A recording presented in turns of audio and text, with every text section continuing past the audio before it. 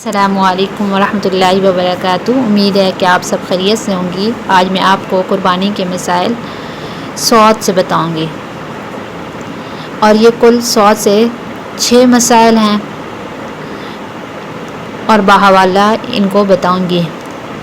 پہلا مسئلہ کہ صاحب نصاب آدمی قربانی کے ایام میں مر گیا تو اس کا کیا حکم ہے؟ کسی پر قربانی واجب تھی مگر اس نے ابھی قربانی نہیں کی تھی کہ قربانی کا وقت ختم ہونے سے پہلے ہی وہ مر گیا تو اس سے قربانی ساقط ہو جائے گی۔ قربانی کے لیے وصیت کرنا اور وارثوں کے لیے اس کی طرف سے قربانی کرنا لازم نہیں ہوگا۔ اگر کوئی صاحب نصاب قربانی کے ایام میں انتقال کر گیا اور اس نے اس سال کی قربانی نہیں کی تو اس سے قربانی کا وجوب ساقط ہو جائے گا، یعنی اس کو گناہ نہیں ملے گا، اس کے ذمہ قربانی نہیں ہوگی۔ دوسرا مسئلہ کہ صاحب نصاب آدمی نے ایام قربانی میں قربانی کی نظر مانی تو اس کا کیا حکم ہے؟ اگر کسی صاحب نصاب آدمی نے قربانی کی نظر مانی تو اس کو قربانی کے ایام میں 2 قربانیاں کرنی ہوں گی۔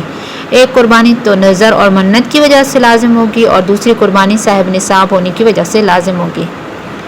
اگلا مسئلہ تیسرا کہ صاحب نصاب پر قربانی واجب ہے یا نہیں۔ صاحب نصاب آدمی پر قربانی واجب ہے، اور قربانی واجب ہونے کی دلیل سنن ابن ماجہ میں مروی ہے کہ جس کو وسعت ہے اور وہ قربانی نہ کرے تو ہمارے مصلی یعنی عیدگاہ کے قریب نہ آئے۔ ظاہر ہے کہ صاحب نصاب وسعت والا ہے، بس اگر ایک گھر میں 2 شخص صاحب نصاب ہیں تو دونوں پر قربانی واجب ہوگی، اور 4 ہوں تو 4 پر، اور 1 ہو تو 1 پر قربانی واجب ہوگی۔ چوتھا مسئلہ کہ صاحب نصاب غریب ہو گیا تو اس کا کیا حکم ہے؟ کسی پر قربانی واجب تھی مگر اس نے ابھی قربانی نہیں کی تھی، قربانی کا وقت ختم ہونے سے پہلے ہی وہ غریب ہو گیا تو اس سے قربانی ساقط ہو جائے گی، یعنی اب اس کے ذمہ قربانی کرنا لازم نہیں ہوگا۔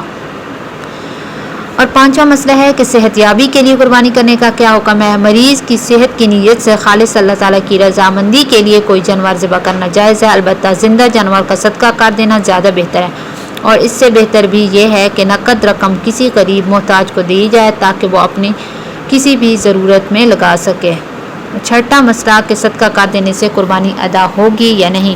جس مرد یا عورت پر قربانی واجب ہے اس پر ضروری ہے کہ قربانی کے 3 دنوں میں سے کسی دن جانور ذبح کر کے قربانی کرے۔ قیمت صدقہ کرنے سے یا کسی دوسرے نیک کام میں لگا دینے سے قربانی کی ذمہ داری پوری نہیں ہوگی، یعنی دوبارہ قربانی کرنا لازم ہوگا۔